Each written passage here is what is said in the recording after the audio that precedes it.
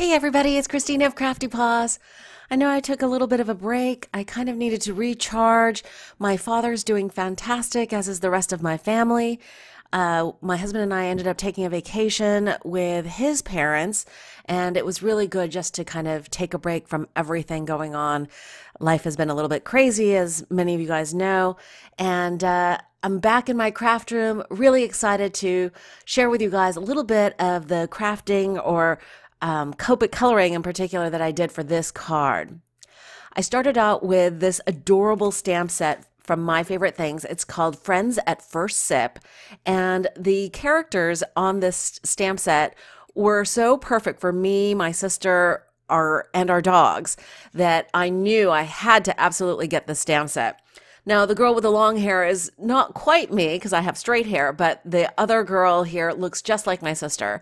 And the little puppy on the left looks so much like my bandito, other than the puppy in the stamp set has little bows. So I wiped those off, and as you can see there, I doodled in kind of the head around where the bows were so I could eliminate those bows.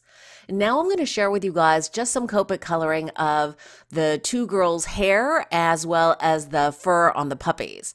So I've made this girl with shorter hair have blue undertones or highlights, you might call them. And then I'm using some warm grays to give her a warm gray or black haired look. Just like my sister. She has bright, shiny hair, but her hair tends to be a little bit more on the warmer tones, whereas mine is on the cooler tones. And so I'm just going to show you a little bit of quick Copic coloring here. I started with the blue undertones, and then I went straight to the darkest and went right for the crown of where the part is, and then the under part under her face, behind her ears, at the tips of her little bangs. I can't tell you how much this looks like my sister. It's so darling. And this card actually is going to be for my sister. And you'll see toward the end of the video the sentiment that I chose for this special card for my sister, who is my co-conspirator in all things. She and I support each other so much through ups and downs of everything going on in our personal lives and with our parents. Now I'm moving on to the long-haired girl. She has wavy hair, and I wanted to put in highlights or blue, shiny blue undertones. And if you're interested in the particular Copic colors that I'm using, I've put the caps onto the left, but I'm also going to be listing all of the Copic colors that I used for their entire outfits, for the entire scene, actually, in the blog post that I will link to in the description box below as well. So again, I started with the highlight colors, the blue undertone, and then I went straight to the darkest here. And I started with, again, that part area, which I know would be in the valley, as it were, in the hair, and also underneath where there are cast shadows, where there are waves, the indentation or the valley parts of the waves, as well as the area between her chin and her shoulders, behind her shoulders, all those areas that would be in shadow or deeper, as it were, in the image. I'm also making sure that I'm flicking and connecting that with the next color down, which is the C4, flicking out a little bit further out, and then the C4, again, flicking out even further. And that really amazingly blends all the way from the blue to that darkest cold gray or cool gray. And now I'm going in with the lightest, that C2, just to kind of soften the blue highlights and connect that even further. Now I'm going back in with that C8, I think it is, and reestablishing the darkest shadows, because every time you flick with a lighter shade, it will kind of bleach out the darker shades that you might have put down previously. Now I'm going to go in with a Copic multi-liner pen. Because my coloring is not super clean, I have areas where when I flick it comes out of the lines, and so I'm just cleaning that up. Especially right there where the part is, I flicked too far into her forehead, so I am going to actually doodle in a little bit of a kind of baby hair or bang there to cover up that miscoloring. And I'm flicking more even with the Copic multi-liner pen, and this is a 0.03 point. I love using that for getting in those small details that I think really brings an image to life when you're coloring. Now for the little puppy that I think looks so much like my Havanese bandito. I am coloring in the spots around his eyes, the brown spots on his ears, and he also has a little brown spot on his back. So I'm starting with the lightest color here, then blending to the next color down, which is an E13. And you know, there are lots of different combinations of browns, and this one I chose really because Bandito has kind of a reddish undertone brown, not super cool, not like an raw umber or sienna. It's really much more warm, kind of an orangey undertone. So that's why I chose these colors. And as you can see, I come in and out of color families. I don't necessarily stick to like 21, 22, 23. Here you see that I jumped all the way over to an E13 because I like the brightness of that orangey brown that E13 gave it. And I'm blending those three little colors, even in these small areas, to give the sense of dimension. So darker around the edges, the under parts of the ears, right where the eyes are, the main part of the spot. And now I'm going in to color the white areas, as it were, with a little bit of the palest gray. And I'm just putting in where I think the shadows would be, where the muzzle meets the forehead, underneath the chin, underneath the chest. He has a barrel chest.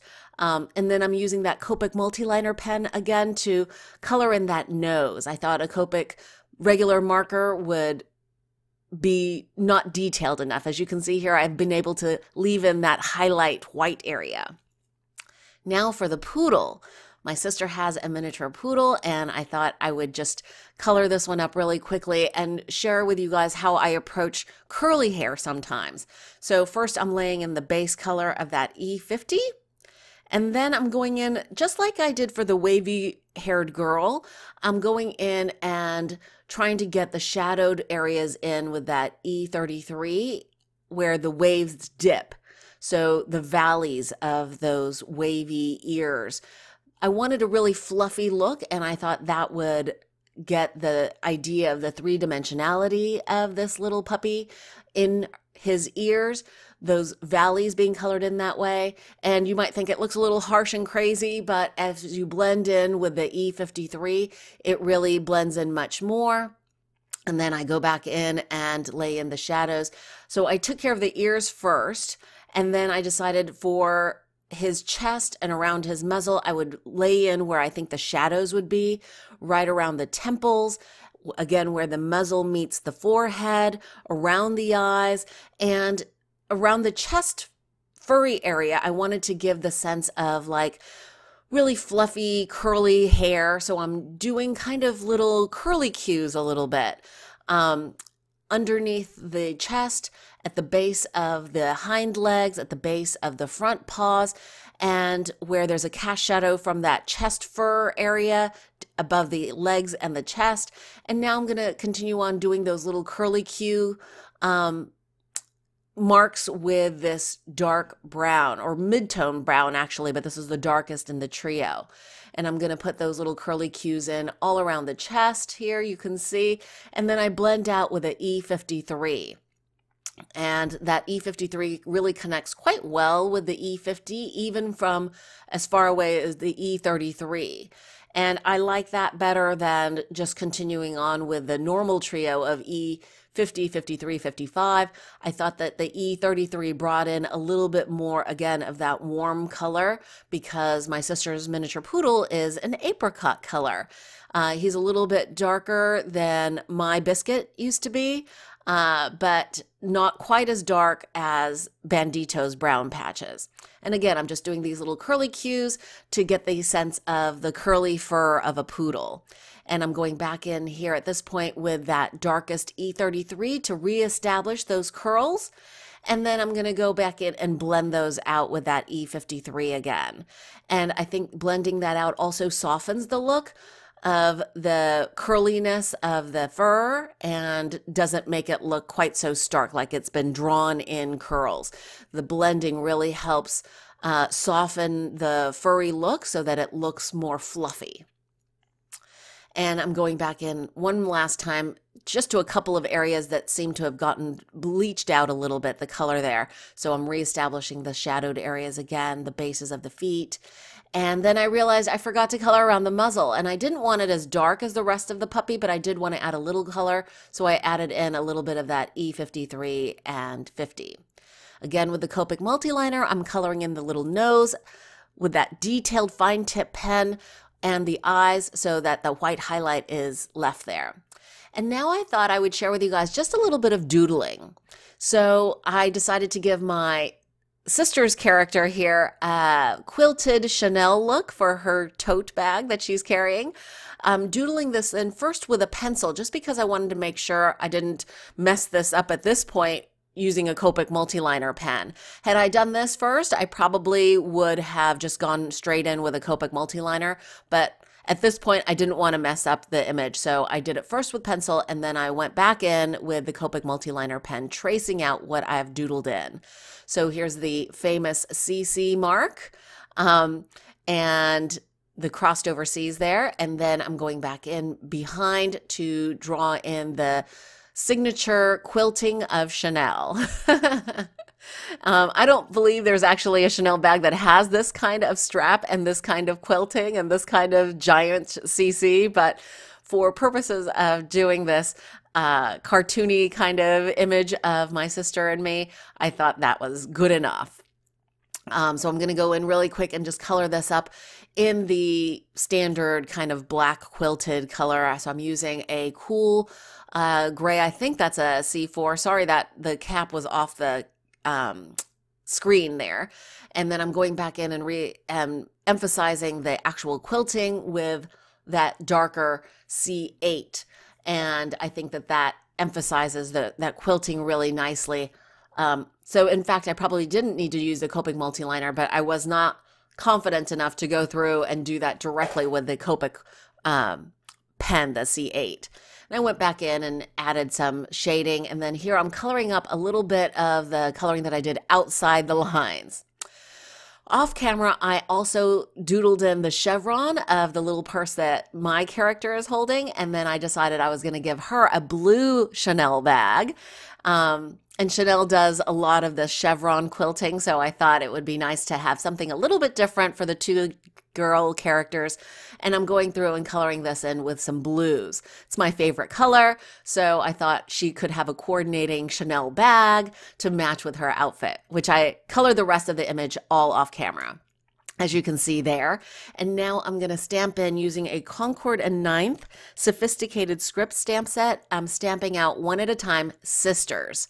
And I first practiced, just so you guys know, I practiced off of this card onto just a piece of scrap paper, so I knew about how much space it would take. That's why the letters are so far over, almost touching the girl with the short hair, because I knew I would have to really make this stamping of these letters pretty tight to fit the entire word sisters on here. Some of these letters are kind of fatter than you would imagine, like this T here. And using a stamping tool like the Misty here is critical for me anyway, because I'm not a clean stamper. So being able to do repeat stamping and making sure that I can line up the letters just so was really important to me. Now there are two R's in this stamp set. This one doesn't have the starting off tail, so it just has that top portion and the leaving tail. And then this S, unfortunately I'm off camera here, but I have wiped off the finishing part of that tail. You can see this last S doesn't have as long a tail there, so just so it can fit onto the card front. And I'm putting this on some shimmery dark blue cardstock for a card base. So the sentiment reads, sisters are a big cup of wonderful covered in awesome sauce with a splash of sassy and a dash of crazy. I hope you've enjoyed this quick process video. If you did, please give it a thumbs up, and thanks so much for watching. I hope to be back very soon with the next paper crafting video. Thanks for watching.